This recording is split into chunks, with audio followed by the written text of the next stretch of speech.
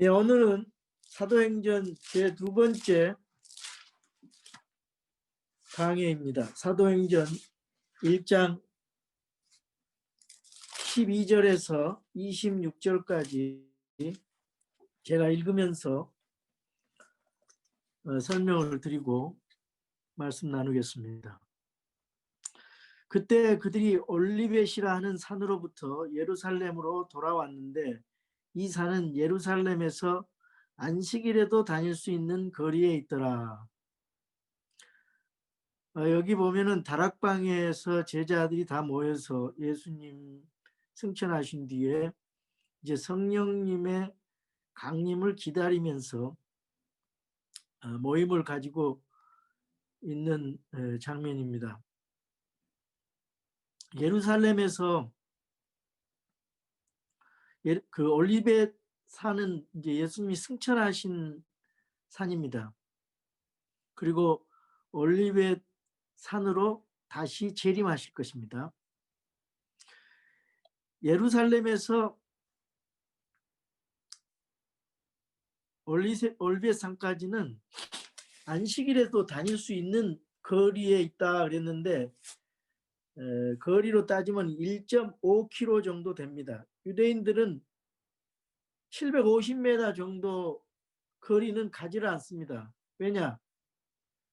1.5km 이상을 안식일 날 걸으면은 안 되기 때문에 일단은 한 1km 갔다가 다시 돌아오려면 중간에 계속 돌아오질 못하고 서 있어야 됩니다.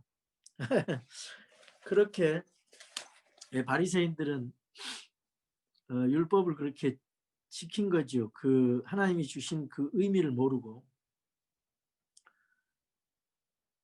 그 다음에 13절입니다. 그들이 들어가서 다락방으로 올라가니라.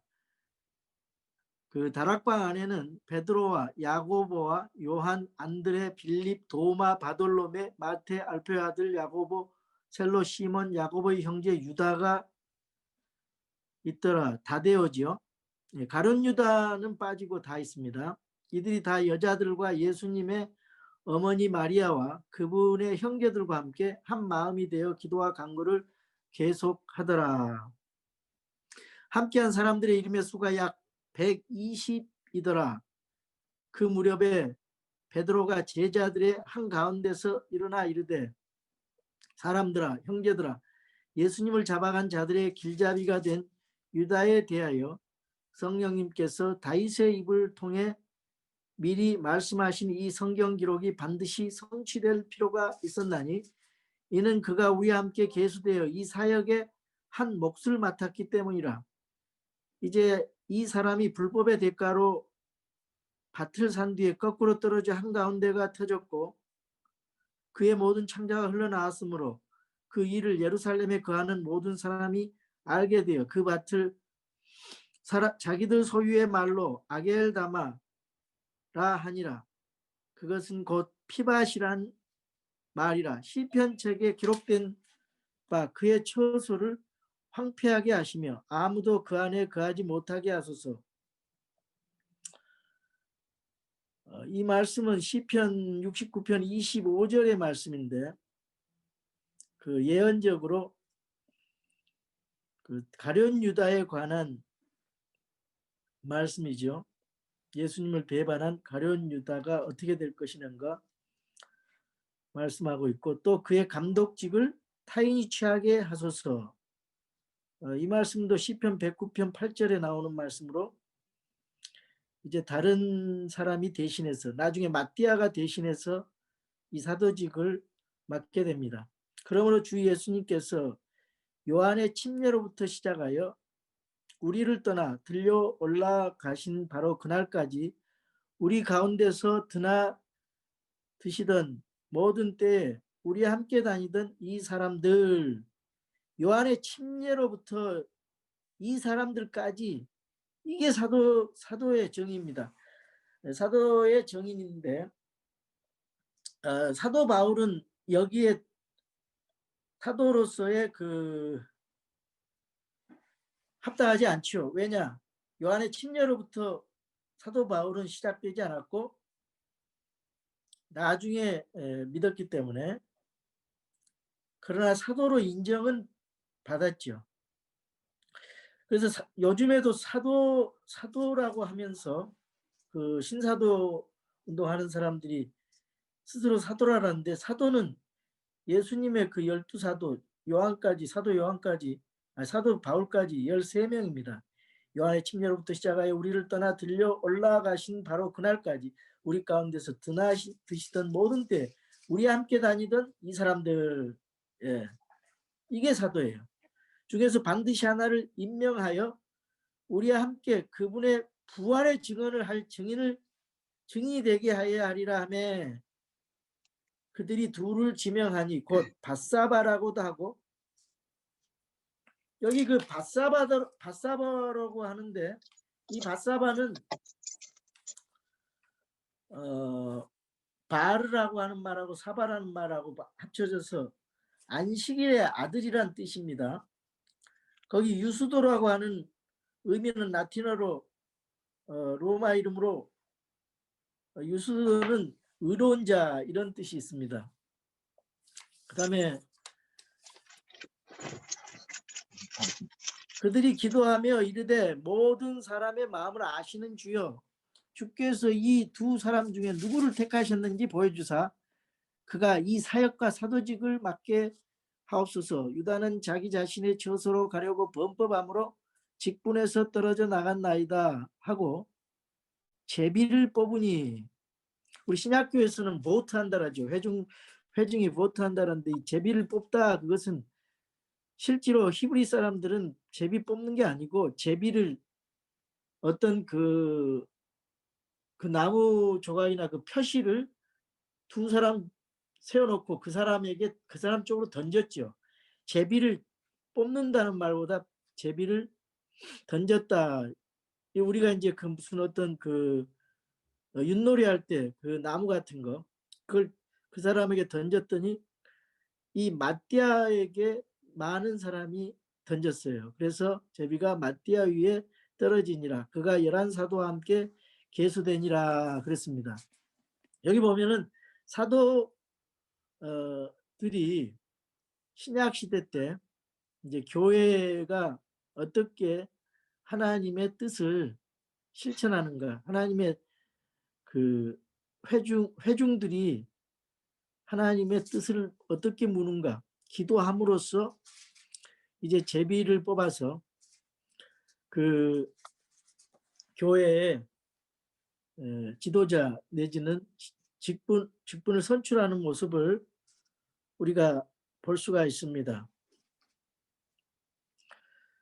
자, 오늘 이 말씀을 통해서 우리가 생각해 볼 것은 우리가 기도를 어떻게 해야 될 것인가, 그런 부분입니다. 지난 주에는 이 사도행전 1장에서 그 신약 교회의 세 가지 중요한 사명에 대해서 배웠죠. 첫 번째는 신약 교회에서는 회개 복음이 선포되어서 그 회개 복음이 살아 있어야 된다. 그리고 두 번째로 성령님의 임재가 충만해야 된다. 교회 안에 성령님의 충만한 역사가 있어야 된다. 세 번째로 그랬을 때 주님을 위한 복음의 증거자가 될 수가 있습니다. 주님을 위한 부활의 복음, 하나님의 왕국을 확장시키는 그런 교회가 될 수가 있습니다. 우리 교회도 새해를 맞이해서 새로운 이 비전을 가지고 이 비전을 이루기 위해서는 반드시 함께 기도하는 것이 필요합니다. 그래서 이 기도는 영적인 주도권을 잡는 것입니다. 이 기도로 사탄 마귀의 권세를 방해하고 제압하는 것입니다. 여러분, 기도로 하루를 시작합니까? 여러분, 한 주간 얼마나 기도하고 계십니까? 그 기도가 자발적입니까? 아니면은 의무적입니까? 기도하기가 참 어렵습니다. 직장 다니면서 우리가 생활하면서. 왜냐? 기도는 우리의 죄성과 배치되는 그런 행위이기 때문에 하나님의 은혜가 충만하고 성령님이 역사가 충만하지 않을 경우에 기도를 자연히 게을리하게 됩니다. 그래서 우리는 의무적으로 기도를 해야 되고요. 또 기도를 습관화시켜야 됩니다. 습관적으로 기도해야 되고, 그러기 위해서는 의도적으로 기도를 시간을 정해놓고 해야 됩니다. 처음부터 오랫동안 기도를 하기는 쉽지가 않습니다. 그러나 조금씩 뭐 3분을 기도하고 또 5분을 기도하고 10분을 기도하고 20분을 기도하고 이렇게 늘려가면서 의도적으로 기도를 습관화해야 우리가 기도 생활을 할 수가 있는 것입니다. 그래야 하나님을 더 의존하게 되고 하나님을 신뢰하게 되는 것입니다. 그래야 내 개인이 살고 또 변화가 일어나고 또 교회도 살고 이 교회가 세상을 변화시키는 주도적인 역할을 할 수가 있고 또 영적으로 주도권을 잡고 교회다운 교회가 될 수가 있습니다. 그래서 이 하나님의 말씀과 기도는 대단히 중요한 것입니다. 기도는 성령님과 함께 역사하시는 것이고 하는 것이고 하나님의 말씀은 예수 그리스도의 그 진리 되신 예수 그리스도를 예표하는 것입니다. 하나님의 말씀과 기도가 함께 했을 때 그것이 영적인 예배가 되는 것이죠. 세상에서 역사적으로 볼 때 그 많은 훌륭한 사람들이 있었습니다. 크리스찬 지도자들은 다 기도의 용사였습니다. 그래서 리더로서 먼저 하나님 앞에 기도함으로써 정치를 하고 또 교회를 이끌어 나갔습니다. 오늘 본문의 배경을 보면은 120명의 제자들이 예수님께서 부활 승천하신 뒤에 이제 예수님이 하신 약속의 그 성령님의 강림을 기다리기 위해서 기도하는 모습을 볼 수가 있습니다. 이 제자들은 120명 정도 됐다고 그럽니다. 먼저 이 제자들은 기도를 어떻게 했는가? 마음을 같이하여 기도했다고 말씀합니다. 우리가 참 중요합니다. 기도하기로 결단하는 것, 함께 마음을 같이하여 기도하기로 결정하는 것 참 중요합니다. 다니엘도 왕의 음식을 먹지 않기로 결단하고 하루에 3번 기도했습니다. 아침, 점심, 저녁 3번 기도해서 다니엘은 하나님의 그 일꾼으로서 큰 일을 했습니다. 그래서 그 유대인 그 제자들이 기도하기로 결정하고 이제 이 다락방에 모인 것입니다. 그때 그 예루살렘의 분위기는 아직도 예수님을 죽인 자들이 살아서 교회를 핍박하고 있는 분위기였습니다. 제자들이 예루살렘으로 돌아온 것과 마가의 다락방에서 모여서 기도한 것은 결코 쉬운 결정이 아니었어요. 기도하기도 어려운 상황이지만은 목숨을 건 기도를 했던 것입니다. 그리고 거기에 120명이나 되는 사람들이 이제 마음을 같이하여서 기도를 했습니다. 그들은 어떤 절망도 하지 않고 다른 어떤 인간적인 전략이라든가 계획이라든가 어떤 회의도 하지 않고 기도하기로 결단했습니다. 무엇을 위해서? 약속하신 것을 기다리면서 성령님을 기다리며 주님의 말씀의 약속에 따라서 기도했습니다. 우리 기도의 제목들을 보면은 이렇게 분석을 하면은 되게 이제 주시옵소서, 주시옵소서 이런 기복적인 내용들이 있습니다. 그러나 이 제자들은 약속하신 것, 예수님이 약속하신 것을 위해서 기도했습니다. 우리의 기도도 하나님의 뜻을 따라 주님께서 약속하신 것을 기도해야 됩니다. 그러려면 성경 말씀을 근거해서 기도해야 됩니다. 그게 하나님의 뜻을 이루는 기도입니다. 목회를 하는 목사도 기도해야 목회에 승리할 수 있습니다. 집안의 가장들도 기도해야 가정이 행복하고 가정을 잘 인도할 수 있습니다. 그런 의미에서 우리 교회도 따로 시간을 내서 기도하는 것이 쉽지가 않기 때문에 바쁜 가운데서도 수요일 날 7시에 함께 모여서 우리가 같은 기도 제목을 놓고 기도한다는 것 참으로 중요한 것입니다. 그래서 여러분들이 이 자리를 빠지질 않고 계속 기도의 불을 붙여야 됩니다. 저는 한 사람이 모여도 계속 할 것입니다. 많은 사람이 모여서 함께 기도했으면 좋겠습니다. 우리가 함께 알고 함께 기도하고 희노애락을 같이 나누면서 기도해야 될 줄로 믿습니다. 기쁨은 나누면 배가 되고 슬픔은 나누면 반으로 줄인다는 말이 있습니다. 우리 교회는 이제 공동 기도 제목을 놓고 마음을 같이 해서 기도할 때 효율적인 기도가 되리라고 믿습니다. 야고보서 5장 15절에서 16절에 보니까 병든 자를 위해서 기도하라 그랬어요. 믿음의 기도는 병든 자를 구원하리니 주께서 그를 일으키시리라.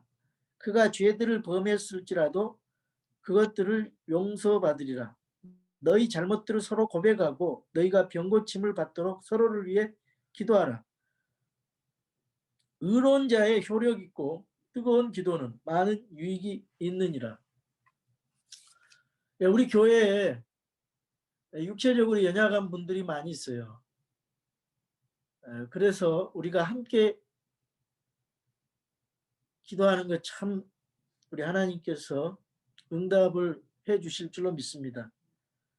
의로운 자의 효력 있고 뜨거운 기도는 많은 유익이 있다고 성경은 말씀합니다. 이 약속의 말씀을 붙들고 우리가 기도할 때 응답이 되고 또 하나님께서 우리에게 베풀어 주신 은혜를 함께 나누는 간증이 있게 될 줄로 믿습니다. 기도하게 되면은 우리 개인이 벌써 신앙이 굳세지고 또 가정과 교회가 변화됩니다. 우리 다 같이 마음을 같이 해서 기도하기를 원합니다. 개인도 기도하고 부부도 함께 기도하고 가정에서도 기도하고 또 교회도 기도하기를 원합니다. 두 번째로 마음을 다하여 기도하는 것입니다.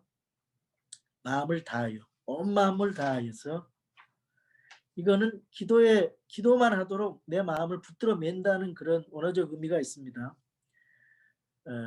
사도행전 2장 1절에 오순절날이 충만 임하였을 때 그들이 다 한 마음이 되어 한 곳에 있더라. 한 마음으로 온 마음을 다해서 기도하는 것입니다. 기도는 하나님께 드려야 됩니다. 우리가 기도하는 자세를 바꿔야 돼요. 그런데 많은 경우 이 기도의 주체가 내가 되는 경우가 많습니다. 하나님 앞에 기도한다고 해놓고 하나님 내 뜻대로 내 마음 기도한 대로 응답해 주세요. 그것은 정욕적인 기도죠. 예수님도 기도할 때 내 뜻대로 마옵시고 아버지 뜻대로 기도했습니다. 그래서 십자가에 순종하셨어요. 이 잔을 내게 피할 수 있다면 제가 이 마시지 않기를 원합니다. 그러면서 예수님은 내 뜻대로 마옵시고 아버지의 뜻대로 기도했던 것입니다. 여러분, 예수님은 기도를 많이 하셨어요. 예수님 기도가 필요할까요? 예수님 기도 하나님이십니다. 그런데 우리 예수님은 이 땅에 계시면서 기도 많이 하셨어요. 새벽에도 기도하시고 철야로 기도하시고 아침 일찍 기도하시고 매일 기도의 생활하셨죠. 그럼 우리는 어떨까요? 우리는 더 기도해야 되겠죠. 예. 우리는 더 하나님의 뜻대로 기도해야 됩니다. 의도적으로 기도 시간을 더 가지고 아침, 점심, 저녁으로 기도했습니다. 우리가 아침, 점심, 저녁으로 다니엘처럼 기도를 한번 했으면 좋겠어요. 아침에 5분, 점심 때 5분, 저녁에 5분, 뭐 1분이라도 좋습니다. 이렇게 늘려나가면서 하나님과의 교제를 지속해 나갔으면 좋겠습니다. 세 번째로 우리가 기도할 때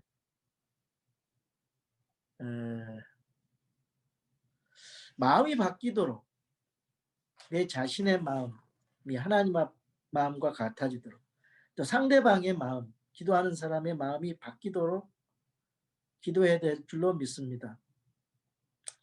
여기 베드로가 갑자기 일어나서 그 리더로서 가룟 유다 얘기를 합니다.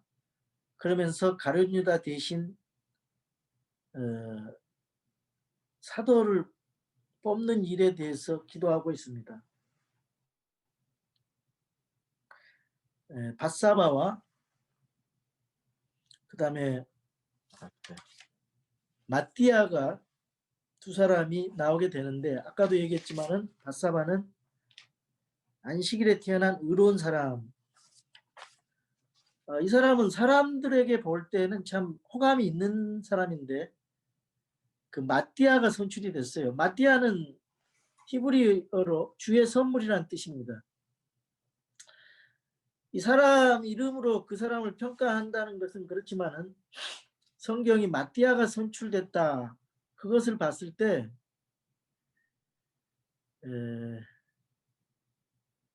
하나님의 사람에 의해서